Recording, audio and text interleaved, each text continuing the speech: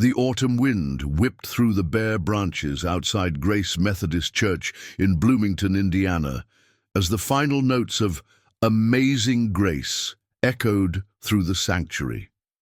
It was Thursday evening, October 15th, 1992, and the adult choir had just finished their weekly rehearsal.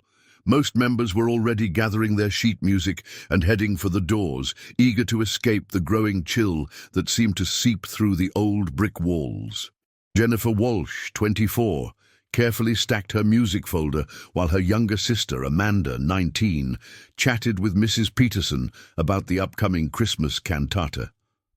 The Walsh sisters had been singing together since childhood, their voices blending in perfect harmony that had made them local favorites at church events and community gatherings. Jennifer worked as a receptionist at the Indiana University Medical Center, where she had recently been promoted to supervise the evening shift. Her co-workers respected her dedication and gentle manner with patients, often commenting on how her calm voice could soothe even the most anxious visitors calling for information about their loved ones. Amanda was in her sophomore year at IU, studying elementary education with dreams of teaching music to children.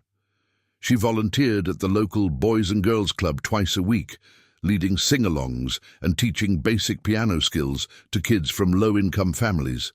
Her professors consistently praised her natural ability to connect with children and her innovative approaches to making music education accessible and enjoyable.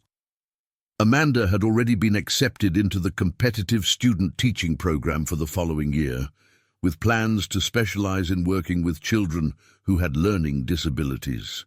If you're enjoying this story of mystery and investigation, please take a moment to subscribe to our channel and let us know in the comments where you're watching from around the world. Your support helps us bring you more compelling true stories like this one. Now let's continue with what happened that fateful October night. Pastor Bradley locked the church doors at 9:15 p.m., watching as the last few choir members walked to their cars under the flickering streetlights. The Walsh sisters had parked Jennifer's burgundy 1989 Toyota Camry in the small gravel lot behind the church, next to the old cemetery that dated back to the 1850s. Security cameras were not common in Bloomington in 1992, and the church relied on the tight-knit community's watchful eyes for protection. The parking lot, surrounded by mature oak trees and bordered by weathered headstones, had always felt safe to congregation members who had been using it for decades without incident. The Walsh family lived in a modest two-story house on Maple Street, just 15 minutes from the church, through quiet residential neighborhoods lined with century-old homes.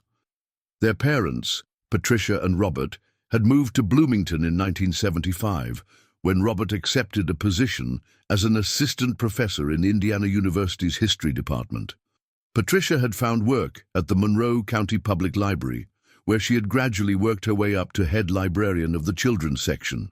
The family had joined Grace Methodist Church shortly after arriving in town, and music had always been central to their lives together. Both daughters had inherited their musical talents from their mother, who had studied piano and voice in college before focusing on library science. Family evenings often included impromptu concerts around their old, upright piano, with Patricia playing while Jennifer and Amanda sang harmonies to traditional hymns and popular songs. Robert, though he couldn't carry a tune, loved listening to his wife and daughters perform and often invited friends and neighbors over to hear them sing. The sisters never made it home that night. Their parents became worried when the girls hadn't returned by 10:30 p.m., as the rehearsal typically ended by 9 p.m., and even accounting for their usual stop at the local coffee shop for hot chocolate and conversation with other choir members, they should have been home well before 10. Robert drove the familiar route between their house and the church 3 times, his headlights cutting through the darkness as he searched for any sign of the burgundy Toyota. He checked the coffee shop, the university campus where Amanda often studied late, and the medical center where Jennifer sometimes stayed after her shift to help with paperwork. By midnight, with no sign of his daughters and no response to calls to their friends and co-workers, Robert contacted the Bloomington Police Department. Officer Thomas Grant took the initial report, noting that both young women were responsible, punctual, and had no history of staying out without calling. Grant had two daughters of his own and immediately recognized the genuine panic in Robert's voice. The Walsh family had never called police before, and Grant's preliminary investigation confirmed that Jennifer and Amanda had no involvement with drugs, no secret boyfriends their parents didn't know about, and no financial problems that might cause them to run away. The Toyota Camry was found the next morning in the church parking lot, keys still in the ignition, Jennifer's purse on the passenger seat with her wallet and $67 in cash untouched. Amanda's college textbooks were scattered across the back seat, along with their choir folders containing that evening's music. The car showed no signs of struggle, no broken glass or disturbed interior that might indicate violence had occurred inside the vehicle. However, the driver's door was found slightly ajar, suggesting that Jennifer had been interrupted while exiting the car or had been forced to leave it quickly. Detective Angela Ross, a 15-year veteran of the Bloomington Police Department with extensive experience in missing persons cases, took over the investigation that Friday morning. Ross had built her reputation on meticulous attention to detail and her ability to interview witnesses in ways that revealed information they didn't realize they possessed. She began by interviewing every choir member who had been present the previous evening, creating a detailed timeline that accounted for every minute from the start of rehearsal at 7:30 p.m. until Pastor Bradley locked the church doors at 9:15 p.m. The investigation revealed that the Walsh sisters had been among the last 3 choir members to leave the building. Mrs. Peterson, the choir director, remembered seeing them walk toward the parking lot together around 9:10 p.m., Jennifer carrying her black leather purse and Amanda clutching her music folder against her chest to protect it from the wind. Peterson noted that both sisters seemed in good spirits, discussing plans for Amanda's upcoming birthday celebration and Jennifer's recent promotion at the medical center. Harold Fletcher, the church custodian, provided crucial information about unusual activity he had observed that evening. Fletcher, a meticulous man who took pride in maintaining the church grounds, had been collecting trash from around the cemetery when he noticed a man smoking cigarettes near the old section of headstones during choir rehearsal. When Fletcher approached to ask if the man needed assistance finding a particular grave, the stranger had become defensive and told him to mind his own business.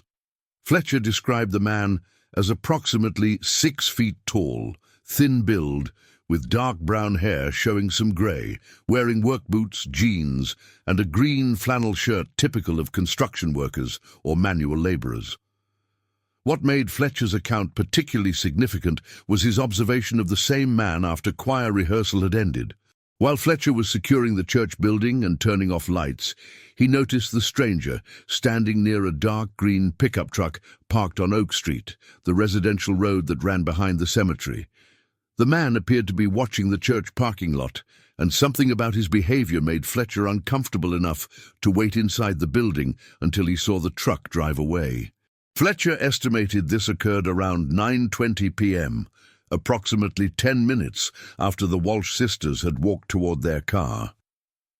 Detective Ross's investigation uncovered a disturbing pattern of incidents involving young women in Bloomington during the weeks leading up to the Walsh sisters' disappearance. 4 separate women had reported being approached by men in parking lots around the city between September and early October 1992.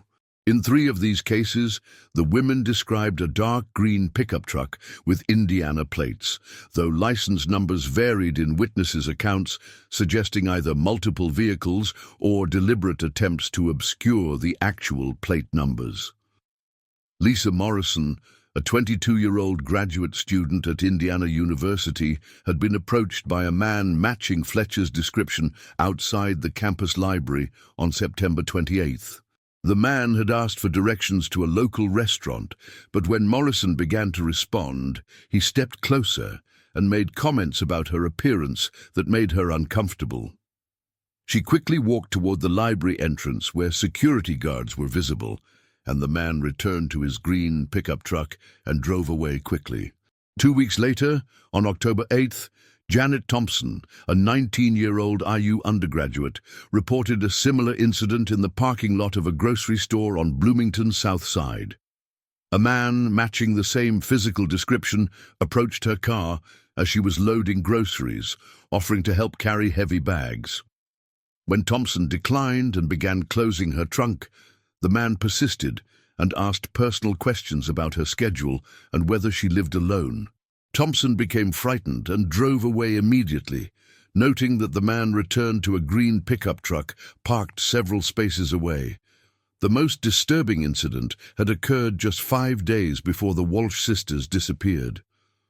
Rebecca Davis, a 20-year-old nursing student, reported that a man had followed her from a church parking lot in nearby Ellettsville after a youth group meeting.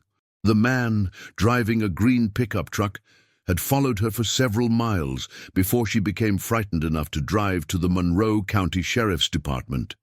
When she pulled into the law enforcement parking lot, the pickup truck immediately turned around and disappeared. Davis's description of the driver matched those provided by the other women and by Harold Fletcher. These reports prompted Detective Ross to expand her investigation beyond Bloomington city limits. Working with the Monroe County Sheriff's Department and Indiana State Police, she discovered that similar incidents involving a man in a green pickup truck had been reported in Martinsville, Bedford, and Nashville, Indiana, during the same time period. The pattern suggested a predator who was systematically targeting young women across south-central Indiana, possibly testing different approaches and locations to identify victims who would be vulnerable to abduction. The FBI joined the investigation in November 1992, bringing federal resources and expertise in cases involving potential interstate crimes. Special Agent David Martinez, who specialized in serial predator cases, established a task force that included investigators from multiple jurisdictions. The task force's analysis revealed that similar disappearances of young women had occurred in Illinois, Kentucky, and Ohio, suggesting the possibility of a mobile offender who traveled across state lines to avoid detection. Agent Martinez's behavioral profile suggested they were dealing with an organized offender who carefully planned his crimes and had likely been active for several years. The targeting of church parking lots and community gathering places indicated someone familiar with small-town and suburban environments, possibly someone whose work or lifestyle allowed him to travel frequently and observe potential victims' routines without attracting attention. As winter settled over Indiana, the active search for Jennifer and Amanda Walsh gradually decreased in intensity, though it never completely stopped. Volunteers had combed through thousands of acres of woodland, searched abandoned buildings throughout Monroe County, and followed up on hundreds of tips from across the Midwest. The case remained open and active, with Detective Ross continuing to coordinate with federal agents and law enforcement in neighboring states, hoping that breaks in similar cases might provide leads in the Walsh investigation. The Walsh family offered a $15,000 reward for information leading to their daughter's safe return, money they raised by taking second mortgages on their home and borrowing against Robert's retirement savings. Local businesses and community organizations contributed additional funds, eventually bringing the total reward to $30,000. The family appeared on local television news programs and cooperated with efforts to distribute missing persons flyers throughout the Midwest, holding on to hope that their daughters were alive somewhere and might be recognized by someone who could help bring them home. The emotional and financial toll on the Walsh family was devastating. Patricia developed severe anxiety and insomnia, struggling to maintain her responsibilities at the library while coordinating ongoing search efforts. Her colleagues covered her duties when grief overwhelmed her ability to focus, and the library board granted her extended leave to deal with the crisis. Robert found it impossible to concentrate on his teaching and research, often ending his classes early when thoughts of his daughters made it impossible to continue lecturing about historical events that seemed trivial compared to his family's tragedy. The house on Maple Street became a headquarters for search coordination, with volunteers using the Walsh family's phone to follow up on tips and their dining room table to organize flyers and maps. Patricia maintained detailed notebooks tracking every piece of information, every tip investigated, and every person contacted, hoping that patterns might emerge that could help investigators understand what had happened to Jennifer and Amanda. The notebooks filled multiple binders, becoming a testament to a mother's refusal to give up hope despite the passage of time. Years passed with no resolution, though the case remained active in the minds of Bloomington residents and law enforcement officials who had worked on the investigation. Detective Ross retired in 1999, passing the case files to Detective Brian Collins, who brought fresh perspective but found himself facing the same lack of concrete evidence that had stymied the original investigation. Collins, however, benefited from advances in forensic science and computer database technology that hadn't been available in 1992, and he systematically re-examined physical evidence using newer analytical techniques. The Toyota Camry had been thoroughly processed for fingerprints, DNA evidence, and trace materials, but 1990s forensic capabilities were limited compared to procedures available in the 2000s. Collins arranged for the car to be re-examined using more sensitive equipment, hoping to find microscopic evidence that earlier analysis might have missed. While this re-examination didn't produce breakthrough evidence, it did confirm that no trace of the sisters' DNA was found outside the normal areas where they would have touched surfaces while driving and riding in the vehicle. Collins also coordinated with the FBI's newly established VICAP, Violent Criminal Apprehension Program, database, entering detailed information about the Walsh case and cross-referencing it with similar crimes across the country. This analysis revealed connections to several unsolved disappearances of young women in the Midwest, strengthening the theory that Jennifer and Amanda had been victims of a serial predator who operated across multiple states. In 2008, the investigation took a tragic turn when Robert Walsh passed away from complications related to lung cancer. His illness had been diagnosed 2 years earlier, but doctors noted that his condition had been exacerbated by decades of chronic stress, depression, and his increased smoking habit following his daughter's disappearance. At Robert's funeral, Pastor Bradley spoke about the professor's unwavering dedication to finding his daughters and his scholarly approach to analyzing every piece of information related to their case. Patricia Walsh, now a widow, continued living in the house on Maple Street, though she eventually converted the dining room back to its original use and moved her daughter's case materials to Robert's former home office.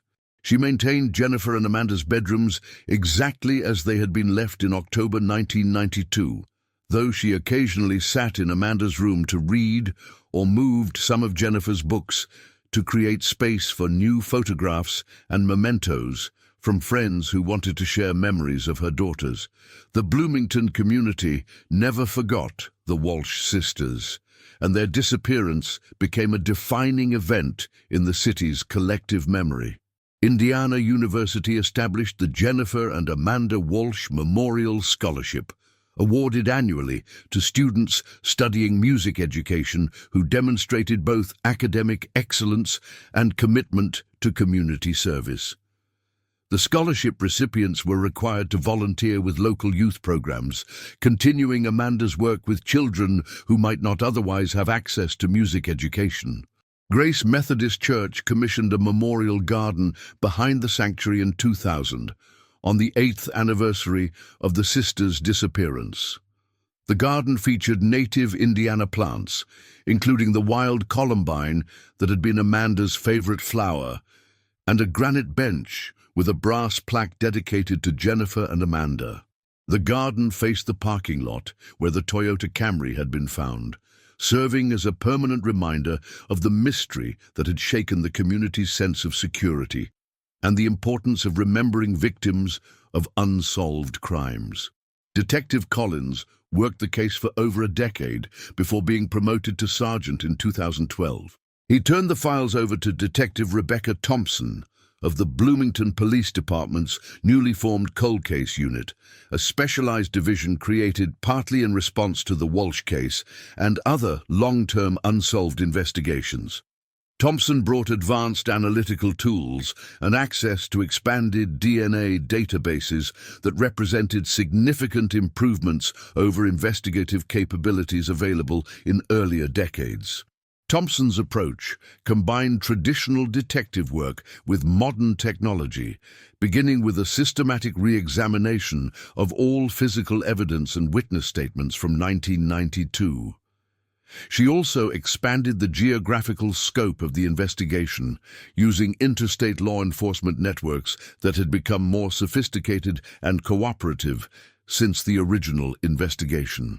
Her analysis confirmed that the Walsh sisters' disappearance fit patterns associated with at least 6 other unsolved cases across the Midwest, all involving young women who had vanished from church or community center parking lots between 1990 and 1995. One of Thompson's most significant discoveries came from digitizing and cross-referencing police reports from multiple jurisdictions. She found documentation of a dark green pickup truck with Indiana plates that had been reported in connection with suspicious activity near churches and community centers in Illinois, Kentucky, and Ohio during the same time frame as the Walsh investigation. While witness descriptions of license numbers varied, Thompson's analysis suggested these sightings might represent the same vehicle, with the apparent discrepancies possibly explained by the use of stolen or altered plates. In 2019, Thompson's investigation gained new momentum when Harold Fletcher, the former church custodian who had observed the suspicious man behind Grace Methodist Church in 1992, contacted her with additional information. Fletcher, now 74 and living in a retirement community in Florida, said he had been reluctant to share certain details earlier because he feared retaliation, but his declining health had convinced him to provide complete information about what he had witnessed. Fletcher revealed that his encounter with the stranger behind the church had been more extensive and more threatening than he had originally reported.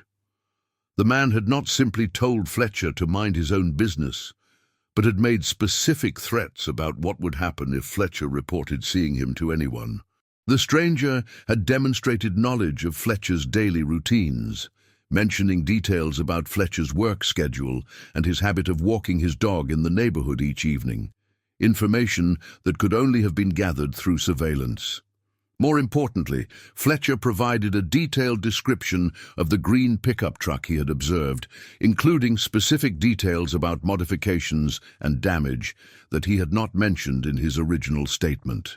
The truck had custom running boards, a dent in the left rear fender, and Indiana license plates that Fletcher now recalled began with the letters HV. While he couldn't remember the complete number, this information provided Thompson with specific search criteria that hadn't been available to earlier investigators. Fletcher also revealed that he had seen the same green pickup truck parked near the church on 2 other occasions in the weeks before the Walsh sisters' disappearance, once during Sunday morning services and once on a Wednesday evening when the youth group met.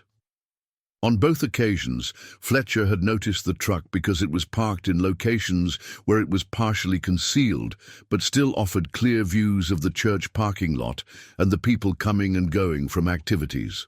This information prompted Thompson to expand her investigation to include surveillance patterns that might have preceded the sisters' abduction. She contacted members of Grace Methodist Church who had been active in 1992, asking them to recall whether they had noticed anyone unfamiliar attending services or observing church activities in the weeks before October 15th. Several congregation members provided information that supported Fletcher's observations, describing a man who had occasionally attended Sunday services but always sat in the back and left immediately when services ended, never participating in the social activities that typically followed worship. Thompson's investigation also benefited from advances in DNA analysis technology that allowed for more sophisticated examination of trace evidence collected from the Toyota Camry in 1992. While earlier analysis had focused on obvious sources like fingerprints and blood evidence, newer techniques could identify DNA from skin cells, hair follicles, and other microscopic biological materials that might have been transferred during a struggle or from prolonged contact with surfaces. The breakthrough finally came in April 2025, 33 years after Jennifer and Amanda Walsh had vanished. A kayaker exploring a remote cove on Lake Monroe, a large reservoir southeast of Bloomington, made a discovery that would finally provide answers to questions that had haunted the Walsh family and the entire community for more than 3 decades. Dr. Susan Chen, a graduate student in environmental science at Indiana University, was conducting water quality research in areas of Lake Monroe that were rarely visited by recreational boaters or fishermen. During a survey of a narrow cove, accessible only by kayak or a difficult hike through dense woods, she noticed what appeared to be a partially buried metal container near the shoreline. The container had become exposed due to unusually low water levels caused by a severe drought that had persisted throughout the winter and spring of 2025. When Chen investigated the object, she found a waterproof ammunition box that had been wrapped in multiple layers of plastic and weighted down with concrete blocks. The container appeared to have been submerged for many years, but the waterproof design and careful wrapping had protected its contents from deterioration. Recognizing the potential significance of her discovery, Chen immediately contacted the Monroe County Sheriff's Department rather than attempting to open the container herself. Detective Thompson responded to the scene within 2 hours, bringing a team of forensic specialists and evidence technicians. The location where the ammunition box was found was extremely remote, accessible only by boat or by hiking several miles through difficult terrain with no marked trails. The spot was approximately 8 miles southeast of Grace Methodist Church, in an area of Lake Monroe that had been created by flooding farmland when the reservoir was constructed in the 1960s. Inside the waterproof container were items that Thompson immediately recognized as significant evidence: Jennifer Walsh's black leather purse, Amanda's student ID card from Indiana University, both sisters' driver's licenses, and most remarkably, their choir folders from that final Thursday night rehearsal, containing sheet music marked with handwritten notes in both sisters' distinctive handwriting. The items had been remarkably well preserved due to the waterproof container and careful packaging that had protected them from water damage and decomposition. The discovery sent shockwaves through Bloomington and prompted an immediate expansion of the investigation to focus on the area around Lake Monroe where the evidence had been found. Thompson's research revealed that in 1992, the remote southeastern section of the lake had been popular with people seeking privacy for various reasons, including individuals involved in illegal activities who wanted to avoid detection by law enforcement. Several abandoned campsites and temporary shelters had been documented in the area during the early 1990s, used by transient workers, people avoiding legal problems, and others who preferred to remain off the grid. The location was particularly significant because it was connected to Bloomington by a network of rural roads that would have allowed someone familiar with the area to transport victims from the church to the lake without using major highways where they might be seen or remembered by other drivers. The route would have taken approximately 30 minutes to drive in 1992. Passing through sparsely populated agricultural areas where few residents would have been awake or paying attention to vehicle traffic late at night. Forensic analysis of the items found in the ammunition box provided crucial new evidence. DNA testing revealed the presence of biological material from both Walsh sisters on their personal belongings, confirming that they had handled these items after their disappearance from the church parking lot. More importantly, forensic specialists found additional DNA evidence inside the container itself, genetic material that belonged to neither sister, but to an unknown male who had handled the box and its contents. This male DNA was immediately entered into CODIS, the National DNA Database, leading to a match that would finally identify the person responsible for the Walsh sisters' disappearance. The DNA belonged to Eugene Palmer, a career criminal who had died in a single-vehicle car accident in Arkansas in 1997. Palmer's criminal record included convictions for assault, burglary, attempted kidnapping, and weapons violations across multiple states, with most of his crimes occurring between 1985 and 1995. FBI records revealed that Palmer had been in Indiana during the fall of 1992, working temporary construction jobs in the Bloomington area under a false identity.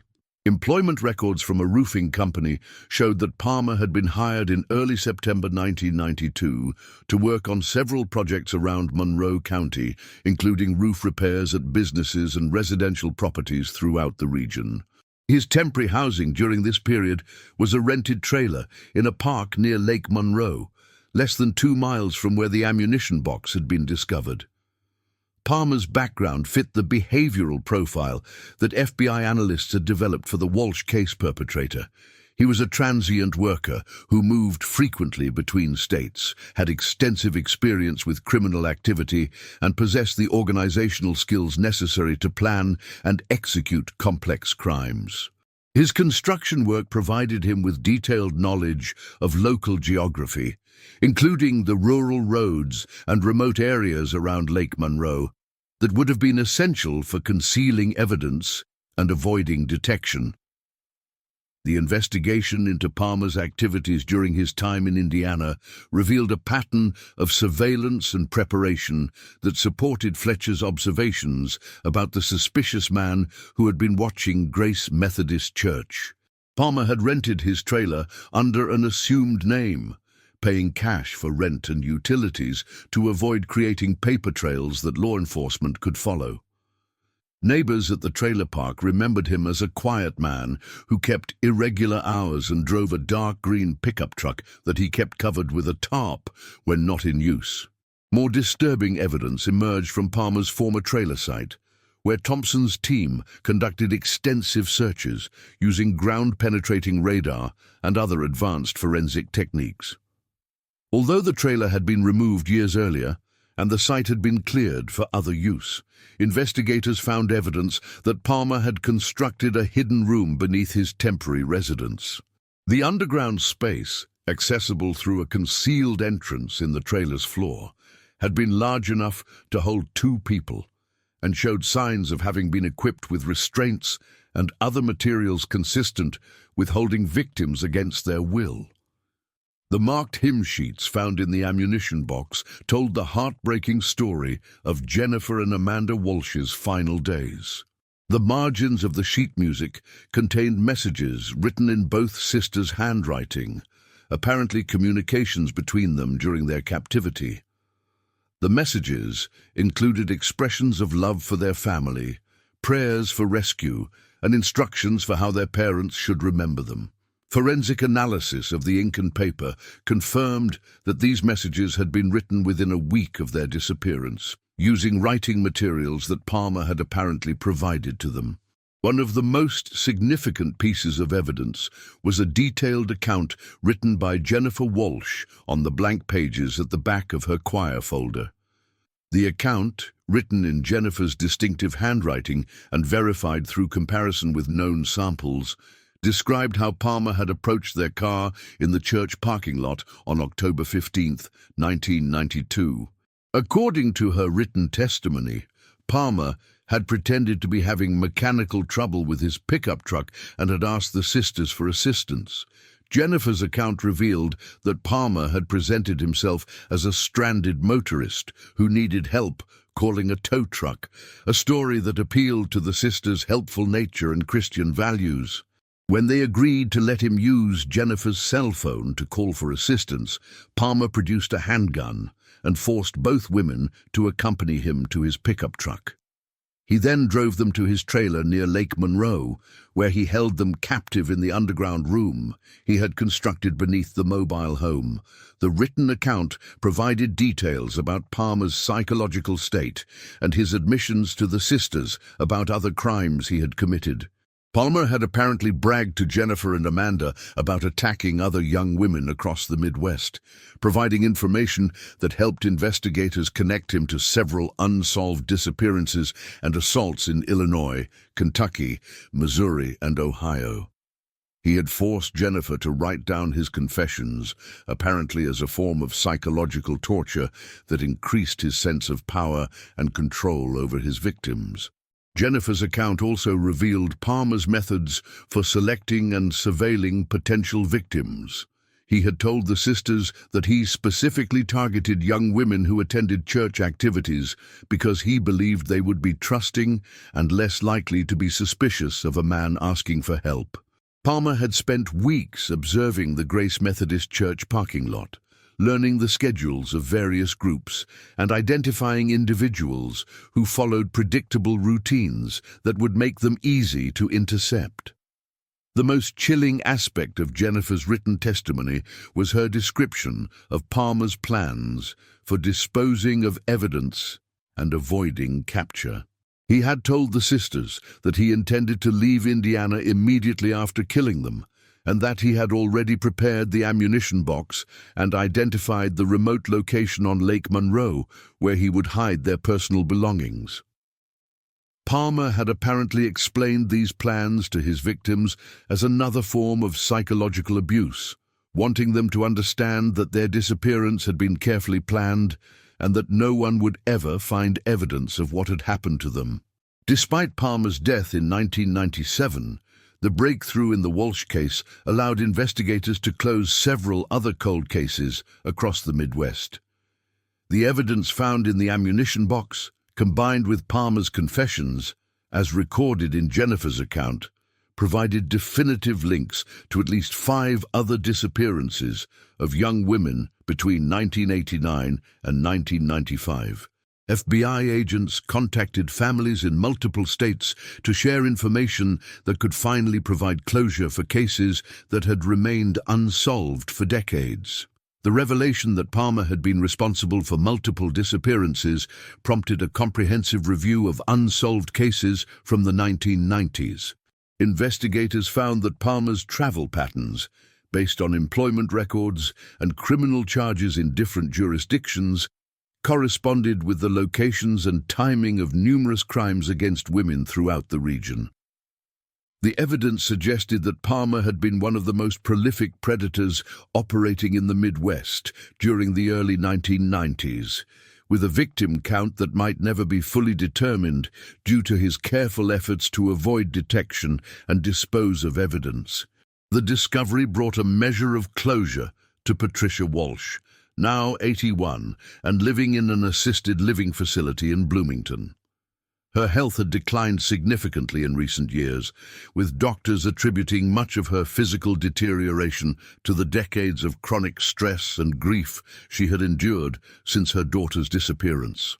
At a press conference held at the Bloomington Police Department, Patricia, supported by her nephew David Walsh and several longtime friends from Grace Methodist Church, thanked the investigators who had never given up on finding answers about her daughter's fate. Through tears, Patricia spoke about the relief of finally knowing what had happened to Jennifer and Amanda, even though the knowledge brought its own kind of pain. She had maintained hope for many years that her daughters might still be alive somewhere, perhaps suffering from amnesia or being held against their will, but still breathing and capable of someday returning home. The confirmation of their deaths, while devastating, allowed her to finally grieve properly and to find some peace in knowing that they were no longer suffering at the hands of their captor. Patricia expressed particular gratitude for the recovery of Jennifer's written account and the messages both sisters had left in the margins of their hymn sheets. She described these final communications as precious gifts that allowed her to hear her daughters' voices one last time and to understand their thoughts and feelings during their final days. The knowledge that Jennifer and Amanda had found comfort in their faith and in their love for each other during their ordeal provided some solace amid the horror of learning the details of their deaths.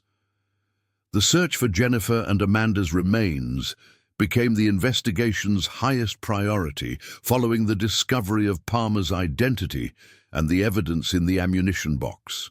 Detective Thompson organized extensive search efforts, focusing on areas around Palmer's former trailer site and other locations mentioned in Jennifer's written account. The search teams used ground-penetrating radar, cadaver dogs, and thermal imaging equipment to examine thousands of acres of woodland and agricultural land around Lake Monroe. The search efforts were complicated by changes in the landscape that had occurred over the 33 years since the sisters' deaths. Farming practices, residential development, and natural processes had altered many areas where Palmer might have disposed of bodies. Additionally, the construction of Lake Monroe in the 1960s had permanently flooded large areas of farmland, meaning that some potential burial sites were now underwater and inaccessible to traditional search methods. In July 2025, the search teams finally made their crucial discovery. Acting on information from Jennifer's written account that described Palmer taking the sisters to a location where old farm buildings used to stand before the lake was made, investigators focused on areas that had been farmland prior to the reservoir's construction. Using historical aerial photographs and property records from the 1950s, they identified several former farmsteads that were now in wooded areas near the current shoreline. The sisters' remains were found in a wooded area approximately 3 miles from Palmer's former trailer site, buried together in what had once been the foundation of a barn that had been demolished when the lake was created. Jennifer's account had mentioned Palmer telling them about the old barn foundation where no one would ever think to look, and this description had provided investigators with the specific location they needed to focus their search efforts. The discovery of the remains in the same location, buried side by side, provided some comfort to those who had known and loved the sisters. The positioning suggested that Palmer had buried Jennifer and Amanda together, perhaps acknowledging the bond between them even as he committed his final act of violence. Forensic examination confirmed the identities of both sisters and provided additional evidence supporting the timeline and details described in Jennifer's written account. The recovery of Jennifer and Amanda's remains allowed for proper forensic examination that confirmed many details from the written confession found in the ammunition box. The sisters had died within approximately 1 week of their disappearance, and the forensic evidence supported the timeline outlined in Jennifer's account of their captivity. Most importantly for their family and community, the sisters could finally be laid to rest with the dignity and ceremony they deserved after more than 3 decades of uncertainty about their fate. The funeral service for Jennifer and Amanda Walsh took place on August 15, 2025, at Grace Methodist Church, the same sanctuary where they had sung their final hymn 33 years earlier. The service drew over 1,500 mourners, including many who had participated in search efforts decades earlier, law enforcement officers who had worked on the case throughout the years, Indiana University students and faculty, librarians from Patricia's former workplace, and community members whose lives had been touched by the sisters' story and their families' long struggle for answers. Pastor Bradley, now retired but still living in Bloomington, delivered the eulogy alongside the church's current minister. Bradley spoke about the sisters' dedication to their faith, their love for music, and their commitment to helping others through Jennifer's work at the medical center and Amanda's volunteer activities with children. He also acknowledged the extraordinary patience and faith that Patricia and Robert Walsh had demonstrated during the decades of uncertainty, praising their refusal to give up hope that the truth would eventually be revealed. Patricia Walsh, now able to grieve properly for the first time, was helped to the podium by her nephew to speak about her daughters. Her voice was weak but clear as she thanked the community for never forgetting Jennifer and Amanda, and she expressed gratitude to the investigators who had continued working on the case long after many people might have given up. She shared memories of her daughters' childhood, their musical performances, and their dreams for the future that had been cut short by violence. The service included musical performances of several hymns that had been among Jennifer and Amanda's favorites, sung by the current Grace Methodist Church choir and accompanied by Patricia playing the church's piano for the final time. The congregation joined in singing Amazing Grace, the last hymn the sisters had performed together, creating a moment of transcendent beauty that honored their memory and provided comfort to all who mourned their loss. Following the service, Jennifer and Amanda Walsh were buried in Rose Hill Cemetery in a plot that Patricia had chosen where she would eventually join them. The headstone, carved from Indiana limestone and featuring musical notes from Amazing Grace, bore an inscription that read, "Jennifer and Amanda Walsh, beloved daughters and sisters, their harmony lives on in heaven." The grave site was surrounded by flowers from hundreds of mourners and included a special arrangement of wild columbines, Amanda's favorite flower, planted by volunteers from the Boys and Girls Club where she had volunteered. Detective Rebecca Thompson continued working to connect Palmer to other unsolved disappearances throughout the Midwest, hoping to provide closure to additional families who had endured similar mysteries. The evidence recovered from Lake Monroe and the sisters' burial site had provided DNA profiles and other forensic evidence that could potentially solve numerous cold cases. Thompson's work represented a commitment to ensuring that Palmer's other victims would not be forgotten, and that their families might also find the answers they had been seeking for decades. The Walsh case became a landmark investigation in Indiana criminal justice history, demonstrating the importance of never closing cold cases and the potential for new technology and persistent investigation to solve even the most challenging mysteries. The Bloomington Police Department established new protocols for long-term missing persons cases, incorporating lessons learned from the Walsh investigation to ensure that future cases would benefit from the most advanced investigative techniques available. The story of Jennifer and Amanda Walsh also became a catalyst for improved safety measures at churches and community centers throughout Indiana. Many religious organizations implemented better lighting in parking areas, security cameras, and escort programs to ensure that no one left evening activities alone. The tragedy that had befallen the sisters became a teaching moment for communities across the Midwest about the importance of awareness and precaution without succumbing to fear. Indiana University expanded the Jennifer and Amanda Walsh Memorial Scholarship, establishing an endowment that would provide financial support for music education students in perpetuity. The scholarship program also funded research into missing persons cases and supported victim advocacy programs that helped families navigate the complex emotional and legal challenges associated with unsolved crimes. Grace Methodist Church enhanced their memorial garden and began hosting an annual concert in the sisters' memory, featuring local choirs and musicians performing the hymns that Jennifer and Amanda had loved most. The case remained technically closed with Palmer's identification as the perpetrator, though investigators continued following leads that might connect him to additional unsolved cases across the country. For Patricia Walsh and the Bloomington community, the discovery of the marked hymn sheets and Jennifer's written account had finally brought the truth to light after more than 3 decades of uncertainty and grief. In the end, the waterproof ammunition box that Palmer had intended to hide his crimes forever became the instrument of justice that revealed his identity and provided closure for the families of his victims. The marked hymn sheets, preserved by Palmer's own efforts to conceal evidence, contained not only the proof needed to solve the case, but also Jennifer and Amanda Walsh's final messages of love and faith that sustained their community through the darkest period of uncertainty. Patricia Walsh lived to see her daughters properly buried and their killer identified, finding peace in her final years, knowing that the mystery that had defined the last third of her life had finally been solved.